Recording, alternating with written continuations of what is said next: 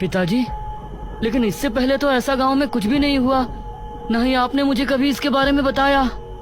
ये 400 साल पहले की बात है बेटा, हमारे महाराज के समय की बात। लेकिन उस समय किसी तरह उनको रोक दिया गया था, लेकिन अब अचानक वो कैसे जाग उठे, ये तो बात समझ के बाहर है। मुखिया जी, अब कल सुबह ही तांत्रिक महाराज से मिलने के लिए निकलेंगे। फिलहाल सभी लोग अपने अपने घरों को जाएं और निशिर-मोलों से सावधान रहें। ये सुनकर सभी गांव के लोग अपने अपने घरों को चले गए, लेकिन अब सभी के दिल में अजीब सा डर बैठ गया था। इशिता और मेघना भी अपने कमरे में पहुंची। ये तो बहुत बड़ी गड़बड़ हो गई। हम लोग तो यहाँ पर मृत्युंजय अमृत के लिए आए थे और यहाँ तो राजमहल निशिर-मोलो पता नहीं क्या क्या सुनने में आ रहा है। ये लोग अब हमें मृत्युंजय अमृत तक लेकर भी जाएंगे या नहीं?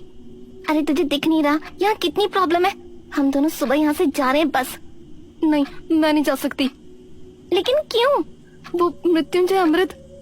इतना कहकर मेघना ने आगे कुछ नहीं कहा।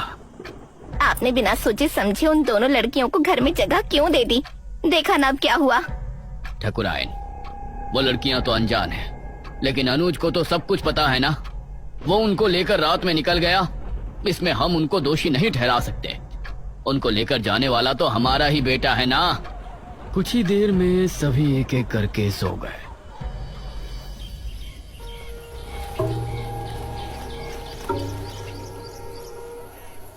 सुबह ठकुराइन ने दरवाजे पर दस्तक दी। दोनों उठ जाओ, सुबह हो गई है। ठकुराइन ने बहुत ही रूडली बोला। Aunty ji, we are sorry. ये सुनकर वो बिना जवाब दिए वहां से चली गई। कुछ देर बाद फ्रेश होकर इशिता और मेघना दोनों ब्रेकफास्ट टेबल पर पहुंची। Good morning uncle. Good morning aunty. आओ बैठो बच्चों, नाश्ता करो। मेघना के बाल इस समय खुले हुए थे। ना जाने अनुज को उसमें क्या खास दिखा। उसने उसे स्माइल की और एक टक उसे देखने लगी।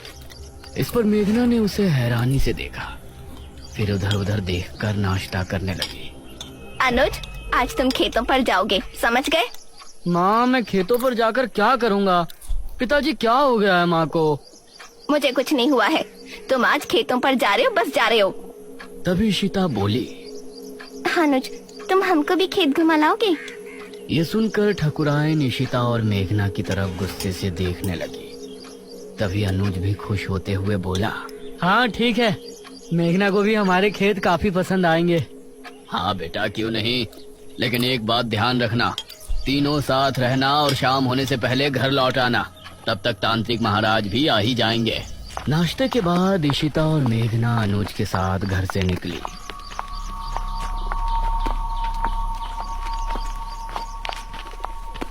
तुम अंकल आंटी के सामने मुझे ऐसे क्यों घूर रहे थे? तुम सच में शहर से ही हो ना? क्यों, कोई शक है? शहर की लड़की होती तो अब तक समझ जाती कि मैं उस पर लाइन मार रहा हूँ। वो मतलब स्लिप हो रहा हूँ।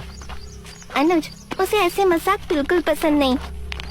ओह अच्छा अच्छा ठीक है, सॉरी, लेकिन वो मजाक नहीं था। ये सुनकर मेघना भी हल्के से मुस्कुरा दी।